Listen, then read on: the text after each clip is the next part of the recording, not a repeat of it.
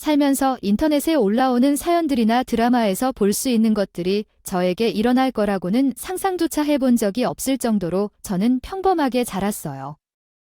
뉴스나 시사 프로그램에서 보이는 각자의 집안 사정 이야기가 신기했고, 세상에는 다양한 사건들이 벌어진다는 걸 알면서도 별 생각 없이 살아왔죠. 그러나 글쎄, 제게 이러한 일이 일어날 줄은 정말 상상조차 못했던 일이었기에 너무나 놀랍습니다.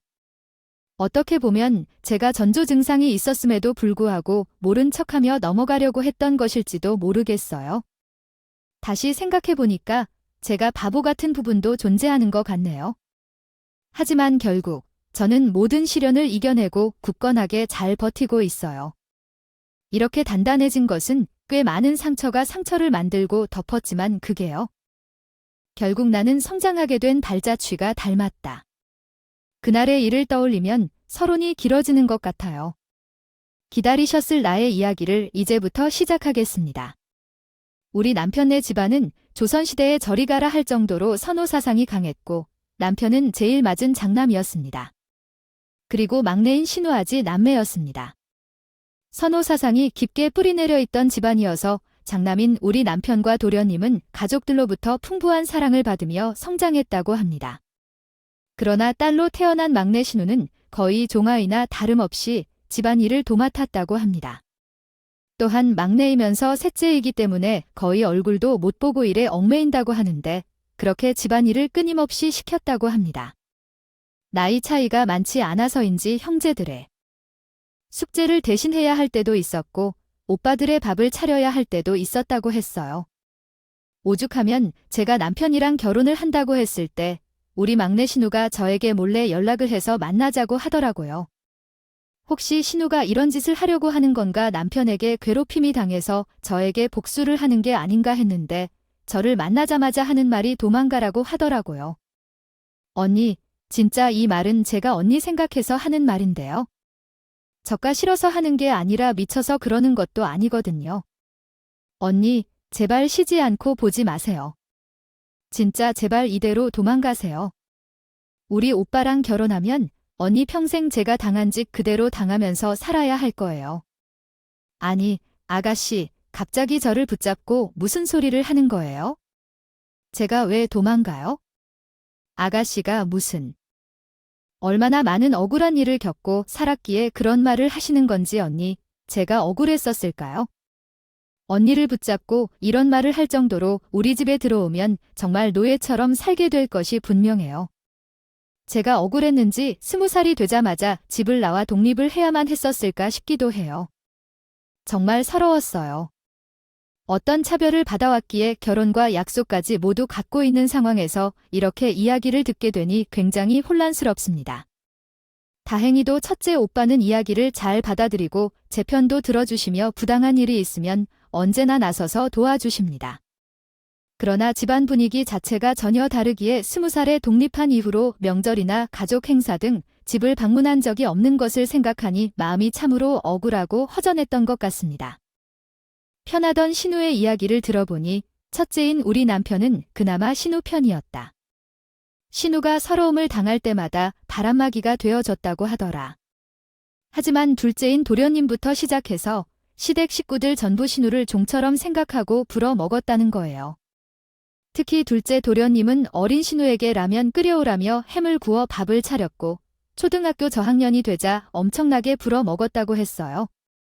신우는 결혼이 미친 짓이라고 생각하며 자기가 어린 시절부터 서로에게 복받쳐 절대로 결혼도 하지 않고 집안과 인연을 끊고 살아야겠다고 다짐했다고 해요. 미성년자 시절에는 보호자가 없으면 할 수 없는 일들이 많았기 때문에 꾹 참다가 진짜 성인이 되자마자 집을 뛰쳐나왔어요.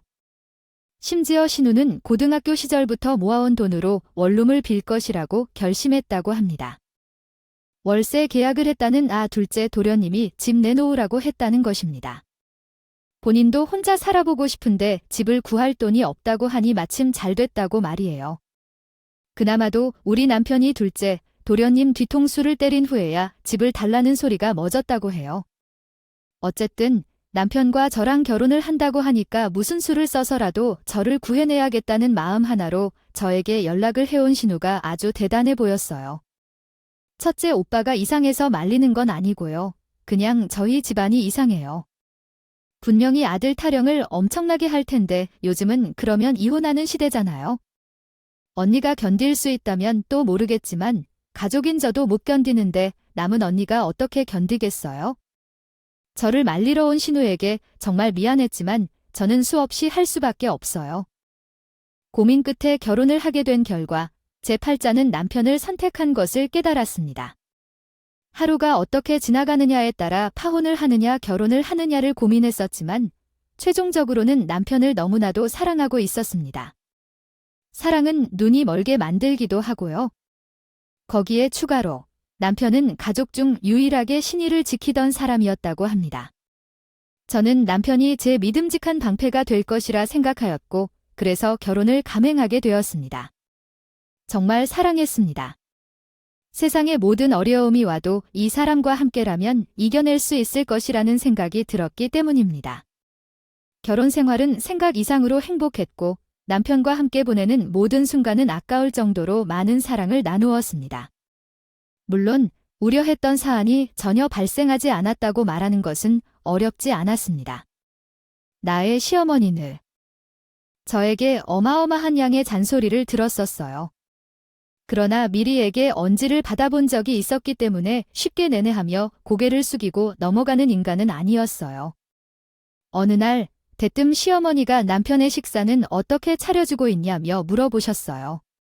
우리 아들밥은 어떻게 차려주고 있니? 내가 너는 신혼살림이 궁금해서 밤에 잠도 못 자고 있다는 거 아니니? 라고도 하셨죠. 우리 둘 다 초보라 걱정이 돼서 그냥 간단하게 반찬 가게에서 반찬을 사 먹는 편이고요. 국거리 같은 경우는 한 솥 크게 끓여서 여러 번에 걸쳐 나눠 먹고 있어요. 아마도 우리 둘 다 직장 생활을 하다 보니 바빠서 반찬을 만들어 먹을 시간이 부족한 것 같아요. 집에 돌아오면 전혀 마음이 풀리듯이 지장이 빠지는 모두가 잘 알고 계실 텐데요. 퇴근 후 우선 샤워하고 밥을 준비하고 그리고 언제 반찬을 만들어 먹을지도 생각해야 해요. 한 번 만들어서 여러 번 먹을 수 있는 것도 사실 효율적인 일이고요. 국거리 정도는 몇 일 동안 먹어도 괜찮으니까 대량으로 요리를 해놓고 소분해 놓는데 반찬은 사 먹는 편이 더 좋다는 생각이 들더라고요. 게다가 그러한 식습관에 대해 남편도 전혀 불평이 없었고 때로는 남편이 직접 반찬을 사러 가기도 했어요. 자기가 먹고 싶은 음식이 있을 때마다 주저없이 골라와서 제 생활에 만족을 더해주었죠. 요즘에는 오히려 식재료들의 값이 비싸다 보니 대량으로 묶어서 파는 경우도 많아져서 사 먹는 게 오히려 생활비를 줄이는데 더 도움이 되는 경우가 많아졌습니다. 되더라도요. 시어머니에게 차근차근히 설명했는데 제 말이 끝나기도 전에 시어머니가 버럭하면서 노발대발하는 겁니다. 지금 무슨 소리를 하는 거야? 나는 단 한 번도 밖에서 사온 음식으로 밥상을 차려준 적이 없다. 다 내 손으로 직접 만들어 먹였어.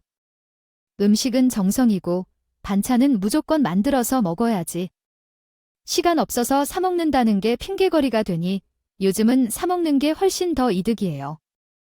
가격적인 측면에서도 그렇고 양도 그렇고요. 랑 둘이 먹을 양만 사면 되는데 만들면 다 쉬더라고요. 아유, 그렇게 흘러서야 어떻게 돈 벌어먹고 살겠다고 그래요? 여자는 자로부지런하게 움직여야 하는 법이다. 그래야 내조도 확실하게 하는 거야 부지런하게 살고 있어요. 지금도요. 회사 일에 집안일에 반찬 만들 시간이요. 부족한 걸 어떡하죠?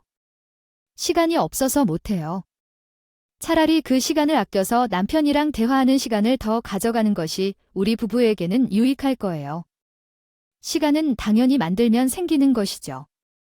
아유, 아침에 일찍 일어나서 시간을 확보할 수 있고 주말에 반찬을 미리 만들어주는 게 직장인에게 아침 1시간이 얼마나 값진지 알아요. 주말에는 가족들을 만나러 시댁과 친정을 갔다가 데이트도 하고 바빠요. 어머니와 저도 맞벌이를 하며 밖에서 일하는 사람이라 당연히 집에서 쉬고 싶지 않겠죠. 우리 가정 상황도 좀 이해해 주세요. 여성이 일하는 것이 대수라고 하는 소리를 하지 마세요. 집안일과 살림도 척척 해내는 게 진정한 여성이라는 건 아니에요. 우리 아들이 부족함 없이 잘 먹고 지낼 수 있게 하는 것이 내가 할 일이고 내가 집안에서 돌봐야 할 것입니다. 일이 있는 법이에요. 그 말이죠. 그것을 해내지 못하면 반쪽 자리일 뿐이에요. 아버지는 일은 잘하지만 집안을 다스리는 건 못하셨는데 그럼에도 불구하고 사는 법을 배운 분이셨죠. 바깥에서 돈을 버는 일은 한 적이 없었지만 시아버지가 번 돈으로 가장해 주셨기에 당연히 내게는 시간이 널널했겠죠. 늘 제게만 집안일을 강요하고 남편을 위해서 내조를 하라고 하니 확실히 짜증이 났어요. 어머님, 아버님은 밖에서 일을 한 적이 없으셔서 그 일의 어려움을 모르실 거예요. 집안일만 하시니까 회사 생활이 얼마나 어려운 일인지 잘 모르실 테죠. 일을 한 적 없으시고 집안일만 경험하셨다면 어머님의 말씀대로라면 어떨까요? 그렇다면 어머님도 반쪽짜리 아닐까 싶어요. 그 아이가 뭐가 뭔지 모르는 말을 하면서 완전히 저를 무시하는 겁니다. 어머님이 말씀하신 대로 사회생활과 가사일도 함께 해야 한다는 말이신 것 같아요. 만약 100점 만점 중에 50점짜리라면 어머님은 사회생활을 거의 안 하셨기 때문인가요? 제게 되면서 그런 말씀하신다는 것이 기가 막히게 크게 느껴졌습니다. 내 속이 다 타들어갈 것만 같이 숨을 쉬기 힘들게 말을 던지는 시어머니께서는 제가 힘들어하는 걸 알고도 전화를 끊으셨어요. 저는 이해해요. 제가 실세인 척해서 시어머니에게 전화를 걸어 반찬 만드는 법을 배워야겠다고 너무 나서니까 그냥 전화를 끊어버리셨어요. 제가 요즘 자주 사 먹어서 할 줄 아는 반찬이 없어서 시댁에 가서 반찬 만드는 법을 좀 배워야겠다고 생각했습니다. 그래서 시댁에 방문해서 그런 요리 방법을 배우겠다고 하니까 실적을 중요시하는 눈치를 살피셨는데 제가는 제 계획이 있었답니다. 손질하지 않은 멸치 한 포대기를 들고 시어머니께 같이 멸치 똥이라도 떼어내자고요. 자, 잣내의 거리를 찌거리게 했어요. 그가 멸치볶음을 만들어 달라고 애교를 부리면서 나는 구경만 했어요. 시어머니는 부리며 만들었지만 손질하기 귀찮은 고구마 줄기 같은 신세를 이상한 재료만 들고 와서 시어머니를 귀찮게 했더니 다음에는 나한테 평했어요. 국간장으로 가느라 어떡해? 아, 너 아직도 간장을 구별 못해서 그래? 그래서 요리를 하겠다고 그래? 간장이 다 똑같은 거 아니에요? 아이고, 우리 어머니가 하나하나 다 알려주시려면 시간이 오래 걸릴 것 같아요. 시어머니는 귀찮아하면서도 본인이 한 말 때문에 반찬을 사 먹으라는 소리는 절대 내뱉지 않았어요. 나는 작전을 바꿔서 남편을 설계해 약해졌어요. 쉬고 있을 때마다 재료를 다듬게 하고 간 좀 해와라고요. 이러다간 아들게 길들여질 거라는 생각이 드는군요. 그저 봐주기만 한다고는 하지만 확실히 결국은 손해보기 십상입니다. 쪽에서 눈치채는 건 아마도 불편할 것이지만 말입니다. 그 전 회사에 있을 당시엔 몇 가지 좋아할 만한 점도 있었지만 이번에 전 회사에서 근로 기준에 적응하기 쉽게 있으면 좋겠다고 생각했죠. 성격이 다르기에 어쩔 수 없습니다만.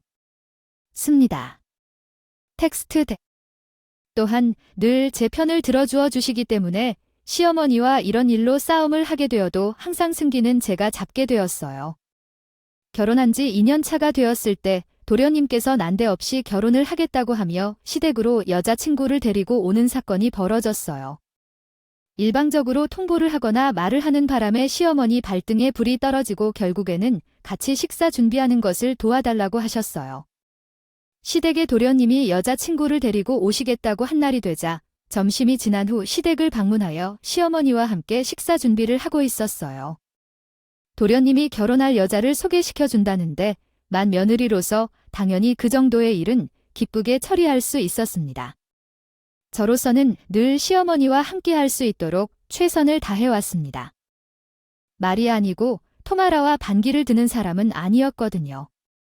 시어머니와 함께 갈비찜과 생선구이, 그리고 회무침까지 정말 상담니가 부러진다는 말이 실감이 나는 정도로 분주하게 음식을 준비했어요.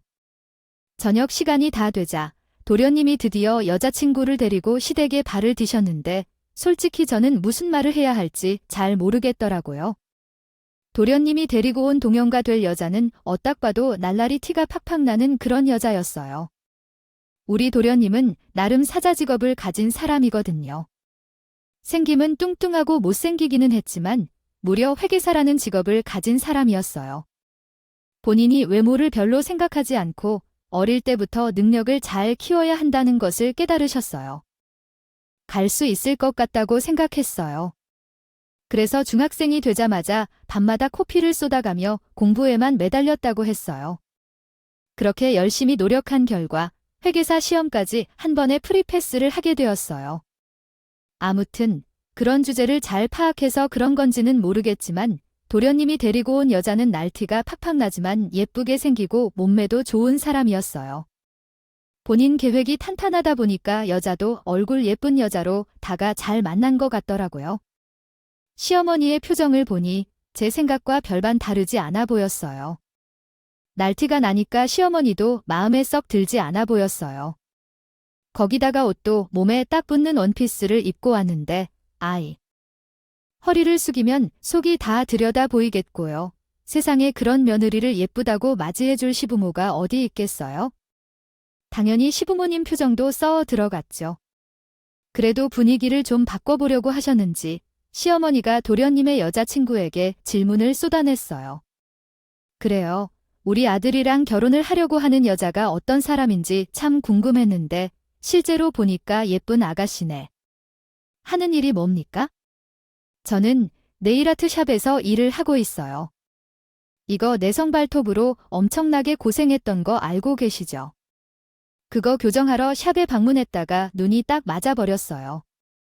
도련님이 군대 생활을 할 때 생기게 된 내성 발톱으로 엄청나게 고통을 받고 있었는데 네일 아트샵에서 교정 관리를 하다가 관리사인 동서와 눈이 딱 맞았다는 것이에요. 처음에 동서가 샵에서 일하는 직원인 줄로 알았는데 얘기를 들다 보니까 사장이라고 하더라고요. 1인 샵으로 운영되고 있어서 큰 돈을 버는 것은 아니었지만 그래도 단골 스님들도 꽤 있는 알짜배기 샵이라고 말했어요. 하지만 시어머니는 회계사인 도련님에 비해 너무나도 모양이 빠지는 동서가 들어오게 되니까 직업을 알게 된 이후부터는 시큰둥하게 되더라고요. 저는 남편이랑 같은 회사에서 일하고 있었던 사이였기 때문에 딱히 직업을 가지고 깎아내리거나 그나 아니면 반대를 할 수 없었거든요. 심지어 남편은 군대를 다녀온 시간 때문에 저보다 회사에 더 늦게 입사를 한 상태였고 제가 직급은 더 높았고요. 아무튼 시어머니는 회계사로 키운 둘째 아들이 고장 네일 아트나 하는 여자랑 결혼을 한대요. 그러자 끙끙 앓는 소리만 내셨어요. 어르신들 인식에는 솔직히 미용사, 네일아트 관리사, 피부 관리사 같은 직업들은 공부를 못하는 사람들이 하는 걸로만 여기는 편협한 생각을 가지고 계시더라고요. 더군다나 우리 시부모님은 남자 선호 사상기 강해서 여자라면 먼저 내리 깔고 보는 사람들이시죠. 하루 종일 공부만 해서 명문대를 졸업하고 회계사가 된 도련님과는 다르게 동서는 머리부터 텅텅 비어있는 티를 안 보여주는 사람처럼 었어요. 그날 저녁 밥을 먹다가 시아버지가 말이 없었던 것 같더니 갑자기 뉴스를 틀었는데 아나운서가 금일 저녁이라는 말을 사용했거든요. 아이고, 증시에 관한 새로운 뉴스가 떠난다는 건 오늘 저녁이었고 내가 미리미리 확인을 했어야 했는데 아버님, 금일 저녁이라고 했잖아요. 오늘은 금요일이었던 것 같아요. 오늘은 금요일입니다. 그렇다니 모르시는군요. 금일이란 금요일을 의미하는 말입니다. 금은 한자가 뭔지 모르셔서 그런 겁니다. 이제 금은 오늘을 가리키는 말입니다. 그러니 금요일은 오늘의 요일이란 뜻이에요. 금요일이면 대금을 내는 날인 줄 아는데 수금지와 목토와 같은 말을 하면서 테마를 바꾸셨네요. 사람들이 어디를 보고 있는지 알겠습니다. 알아요. 이런 모자란 이야기를 계속하시다가 미운 코로 가게나요. 싸늘하게 느끼더라니까요. 해져서 할 말을 잃고 묵묵히 밥만 먹게 되었어요. 이 집안에서 가방끈이 제일 긴 도련님이 무식이 통통 튀는 여자를 데리고 왔다는 것에 사랑이라는 게 참 대단하구나 싶더라고요. 저 같으면 솔직히 대화가 통하지 않아서 절대로 만날 것 같았거든요. 다들 벙쪄서 아무런 말도 하지 못하고 있으니까 시어머니가 가만 냅두면 안 되겠다 싶었는지 총대를 메고 슬그머니 이야기를 하더라고요. 아니, 근데 다들 아직 홍기도 덜 찬 거 같은데 왜 벌써 결혼을 하겠다고 그래? 우리 둘째도 돈 좀 더 모으고 해도 되지 않니? 첫째 아들이 장가를 보낸 지 2년밖에 되지 않아서 아이 둘째 아들까지 장가 보낼 마음의 준비가 덜 됐는데 말이야. 엄마 옆에서 엄마가 해준 밥 더 먹고 나중에 결혼을 하지 그래? 은근히 반대하는 티를 내자 동서들 사람이. 그럴듯한 말이네요.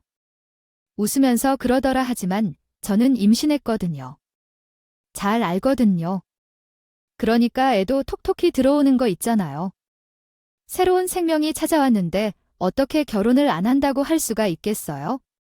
그런 걸 보고 금상처럼 받아들이라고 하던가요? 뱃속에 아이가 육지가 됐다고 해도 금상처럼 하라는 게 기가 막히죠. 뱃속에 새로운 생명이 든다고 해서 온 가족이 치고 말았죠. 혼전 임신을 한다고 하는데 어떻게 반대할 수가 있겠어요? 아들 사랑이 깊은 가족이라고 해도 생명에 관련된 일에서는 별로 말할 수 없겠죠. 예비 신랑 신부 둘 다 배가 나오기 전에 결혼식으로 올리고 싶다고 했는데 그 소망 때문에 바쁜 두 사람을 대신해서 시어머니가 발로 뛰어다니며 결혼식 준비를 도와주느라 정신이 나갔어요. 부랴부랴 달 만에 준비해서 초스피드로 결혼식을 마치고 결국 동서가 임신을 한 것에 대해 축하를 해주어야 할인데 우리 시어머니는 제게 궁시렁거리는 소리를 하기 시작했어요. 아니, 둘째가 먼저 손주를 보여주겠네. 어쩜 이렇게 순서가 지들 마음대로야. 이 정말 매화 손자를 먼저 낳아야지. 이렇게 되면 호적이 꼬인다. 호적이 꼬일 일이 뭐가 있겠어요? 서방님, 내 아이가 우리 아이보다 나이가 많은 게 뭐 어때서요? 이미 늦은 건데 바꿀 수 없잖아요. 너는 그런 말이 쉽게 나오니까 장남이 장남을 떡하니 낳아야 하는 법이지.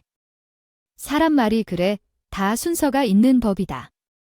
그래서 너희는 도대체 언제 손주를 안아줄 거니? 제 목이 빠질 거야? 결국 저보고 빨리 임신을 하라는 잔소리 속에서도 결혼을 하고 2세대 계획에 대한 우리 부부만의 생각이 있을 것이 아닙니까? 그런 점을 과감히 무시하고 자신의 의견을 강요하려는 시어머니에게 한숨만 내쉬었어요. 게다가 우리 부부는 맞벌이 중이어서 평일에는 회사 다녀온 후에 기절하듯이 바쁜데 하늘을 바라보며 별을 따는 시간을 가질 수 없어요. 전 부지런히 시어머니에게 웃으며 돈을 모아 천천히 계획을 진행하고자 노력했는데 삼신할머니께서 찾아와서 갑자기 새 생명을 안겨주셨어요.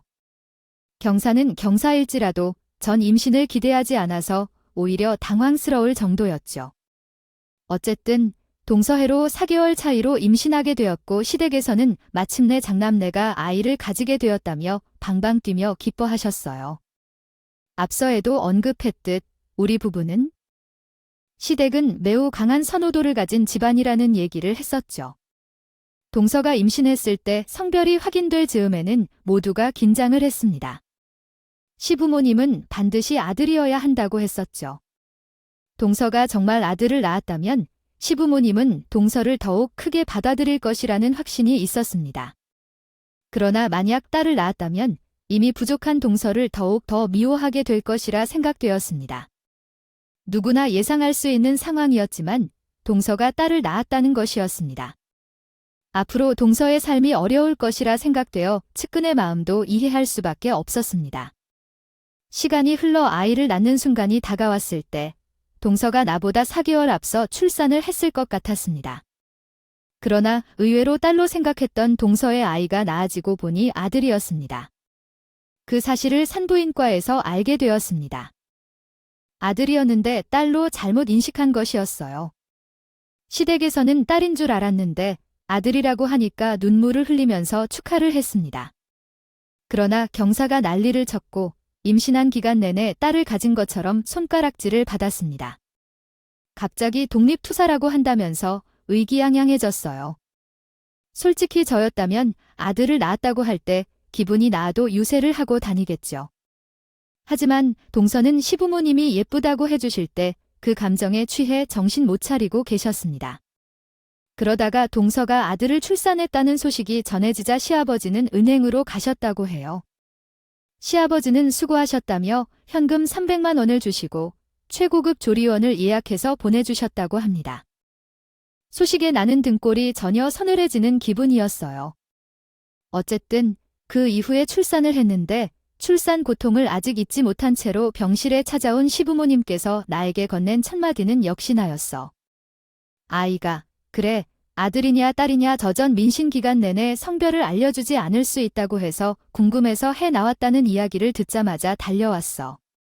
아들이냐, 딸이냐 몰라왔어. 응, 이제는 말해도 되잖니?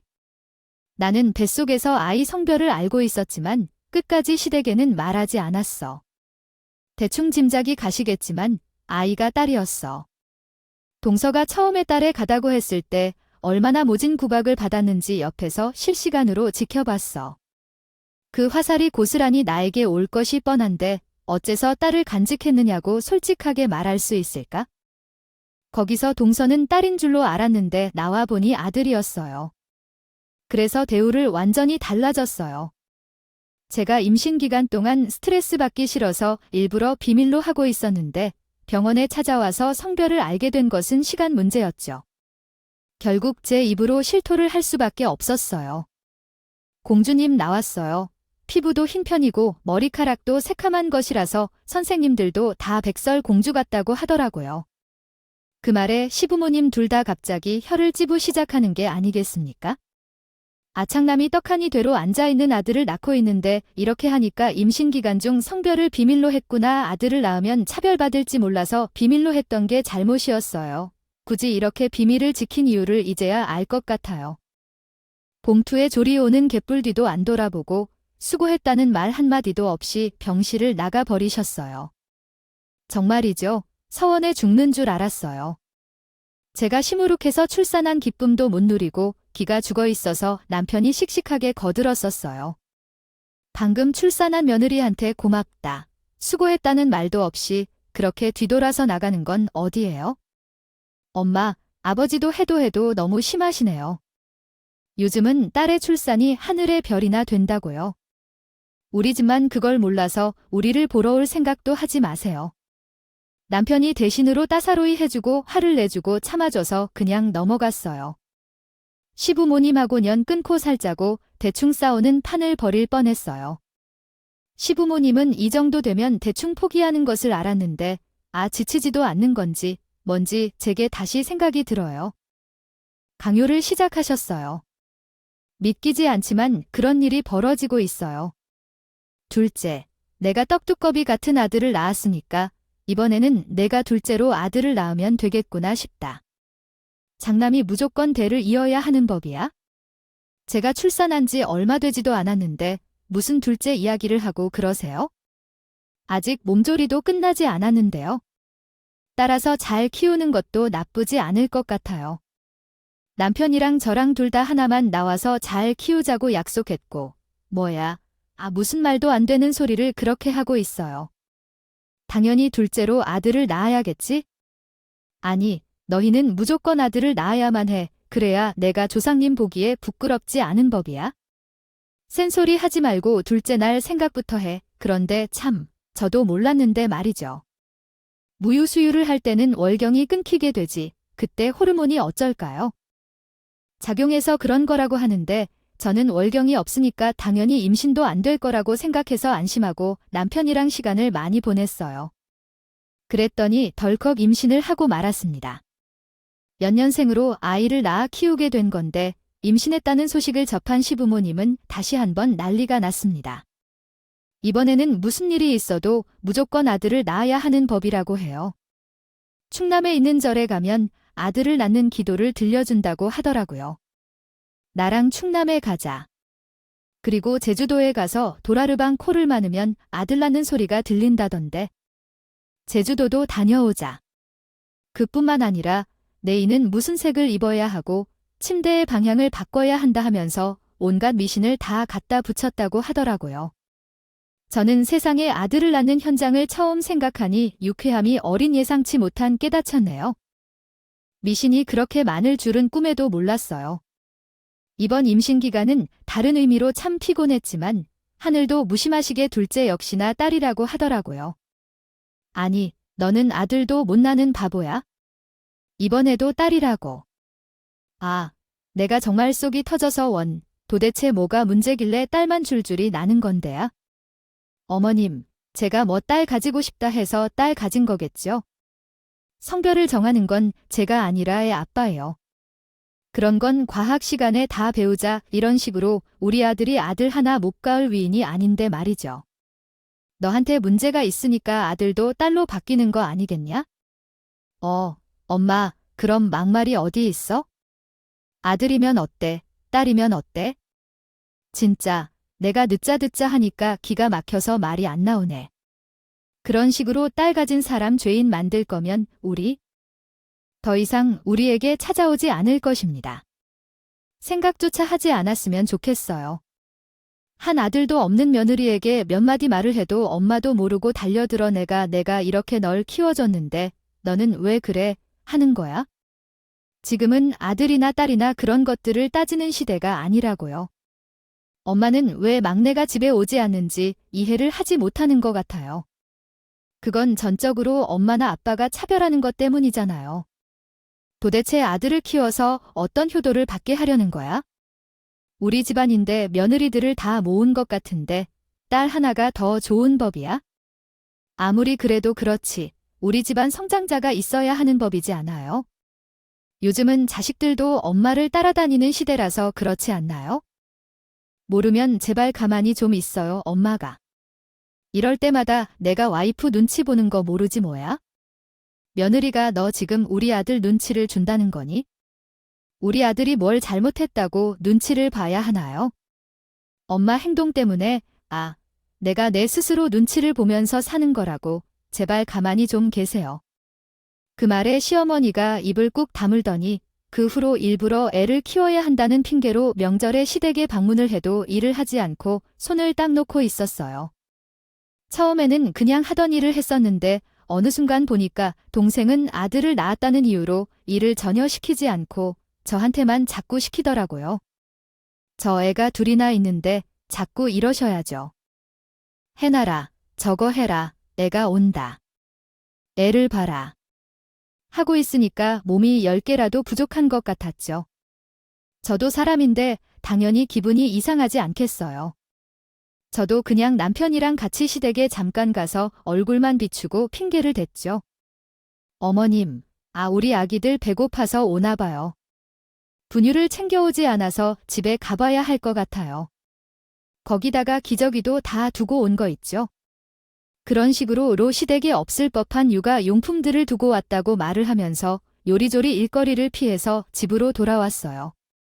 물론 시어머니도 어느 정도 눈치를 챘겠지만 제가 아주 천연덕스럽게 말을 하니까 꼬투리를 잡지 못하시더라고요. 끽해봐야 앞으로는 물건을 잘 챙겨서 다녀라 하고 하는 잔소리 정도만 하셨어요. 그나마도 남편이 자기가 챙겼어야 했는데 까먹었던 거라고 제 편을 들어주니까 더 말을 못해요. 그렇게 시간이 흘러 동선의 아이와 우리 아이가 4살이 된 때 일입니다. 보통 아이들은 엄마, 아빠부터 말을 배우고 3살쯤 되면서 어설프게 문장을 활용하여 말을 합니다. 제 딸은 입이 터져서 빨리 말을 잘하고 글자를 빠르게 익혔어요. 조리 있게 자신의 생각도 뒤죽박죽 있었지만 표현을 잘했고 친구들과 싸우는 일도 있었으며 어린이집에서 있었던 사건에 대한 관리도 잘했어요. 그러나 동선의 아이는 입도 터지지 않아 너무 조바심을 내지 않으려 해요. 아이들이 커가며 자연스럽게 말하는 법을 배우고 그만두면 스스로 알아서 할 거예요. 4살이 되어도 말을 못할 리가 없겠죠. 그랬는데 시댁에 가도 밖에서 봐도 동선의 아들은 아무 말도 하지 않고 입을 꾹 다 막고 있어요. 있더라도 어떻게든지 시어머니와 아버지께서 말씀하라고 5만 원짜리를 들이켜도 계속 머리를 저으며 동의만 해야 하는 것이라고만 표현했어요. 그럼에도 불구하고 혹시 너희 집안에 유전병으로 인해 말이 떨어지는 사람이 있거나 그런 증상이 없다는 말이면 어떻게 아이가 말을 못할 수가 있느냐고요? 아무리 그래도 아들이라고 해도 시어머니와 아버지는 칭찬을 해주긴 했지만 답답하다는 느낌을 받았고 방학 중에 공부하라 해도 돈을 주더라고요. 우리 딸은 그대로 내버려 두어도 스스로 잘한다면 10,000원이라도 주지 않았어요. 이런 차별이 신우가 말한 차별이 아닌가 싶어서 기분이 매우 상했어요. 명절이 되고 시어머니와 아버지에게 모두 함께 밥을 먹으려 자리를 했는데 동생이 갑자기 선언을 했어요. 어머님, 아버님, 저가요. 좋은 소식 하나 들고 왔어요.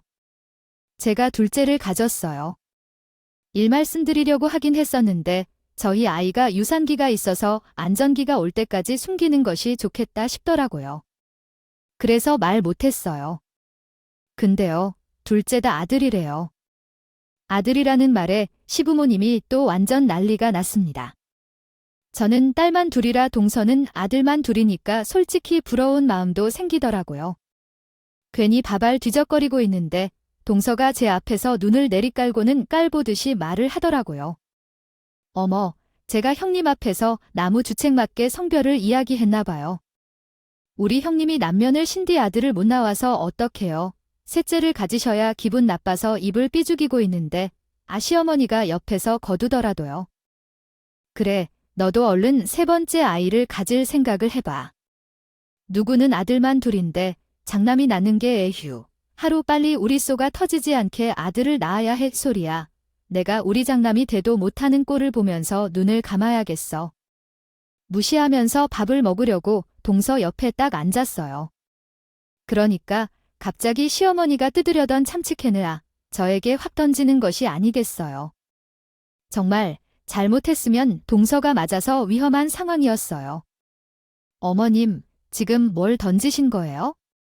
아니, 참치캔이 가볍다는 게 아니고 다치면 어떻게 해? 예를 들면 딸만 낳는 사람이 아들을 낳는 사람 옆에 앉으면 되겠니? 어디, 지금 겸상을 하려고 해. 나에게 기운 묻는다. 아이, 너는 저리 가서 먹어 그러면서 손가락으로 부엌을 가리키는데 저한테 따로 상을 차려서 먹으라는 말을 했어. 하시는 거였어요. 우리 남편도 너무나도 당황스러운데 아무 말도 못하고 있는데 갑자기 동서가 실실 웃으면서 그러는 거예요. 어머님, 어머님이 참으셔야 어쩌겠어요. 형님이 주제 파악을 좀 못하잖아요. 본인이 딸을 만나는 기운을 가진 사람이라는 걸 어떻게 하겠어요? 아, 재수 씨, 무슨 말을 그렇게 해요? 내가 몇 번이나 말을 했는데 아들, 딸 성별 정하는 건 남자 쪽이지 여자가 아니라고. 아니, 얼마 전에 어머님이 전보로 다녀오셨다고 해요. 장남이 언제 아들 낳을 수 있느냐고 물어보니까 거기에는 딸 기운밖에 없어서 몰라도 딸이라고 했다는데요. 맞아, 딸만 가진 주지. 어제 아들 만나는 애랑 겸상을 해 너네는 아들 기운이 없된다 아주 대를 끊어놨어. 대를 우리 아들이 대를 떡하니. 나는 이래서 우리 남편이 얼마나 좋은지 알아. 우리 남편이 장남이어서 아쉬운데 그래도 우리 남편 씨는 튼튼한 것 같아. 남편 덕분에 나도 시부모님으로부터 사랑을 받고 우리 아들에게도 얼마나 예쁘게 대하시는지. 우리 집은 가정이 화목해서 좋아. 그 순간에는 정말 어떤 말을 해야 할지 모르겠어서 억울해서 입이 덜덜 떨렸고 손도 덜덜 떨며 가만히 있었더니 갑자기 옆에 있던 내 조카가 입을 열어 말했어. 태어나서 처음으로 그의 목소리를 듣는 게 놀라웠지만 그의 말에 충격을 받았어. 엄마, 이제 우리 아빠 이야기해도 되는 거지. 근데 왜 우리는 아빠랑 같이 안 살아? 이 말에 시댁의 분위기가 갑자기 찬물을 끼얹은 것 같이 가라앉았어. 나는 당황해서 혼란스러웠다. 동공지진이 일어났고 서방님은 처음 듣는 이야기인 것 같다며 무슨 소리냐고 조카에게 되묻고 있었어요. 그 와중에 시부모님은 더 당황해서 서방님과 동수를 향해 쳤어요. 아니, 이게 무슨 뚱딴지 같은 소리야. 너희 혹시 별거 아니 따로 살아 별거를 하는데 둘째는 어떻게 생겼다는 소리야? 아, 그게 무슨 소리야? 아니야, 별거는 무슨, 같이 살고 있는데 나도 지금 우리 아들이 무슨 소리 하는 건지 어휴 벙벙하고. 그런데 그 순간 조카가 또다시 입을 열었어요. 다가가 뭐야? 아, 근데 아빠랑 따로 사는 거 맞잖아. 우리 아빠는 따로 있는데. 아, 맞다. 엄마가 절대로 말하면 안 된다고 했다. 절대로 할머니 집에 와가지고 말하지 말랬는데 입도 열지 말랬는데 어떡해. 엄마, 잘못했어요. 그러면서 저만큼이나 얘기했다.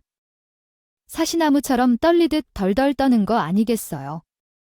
조카가 한 말에 다들 경악하면서 지게 무슨 소리야 하니 난리가 났어요. 우리 손주가 지금 무슨 말을 하는 거니?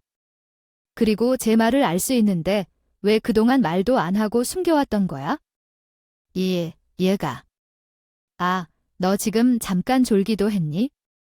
무슨 꿈을 꾼 거야? 도대체 말도 안 되는 소리를 하고 있어?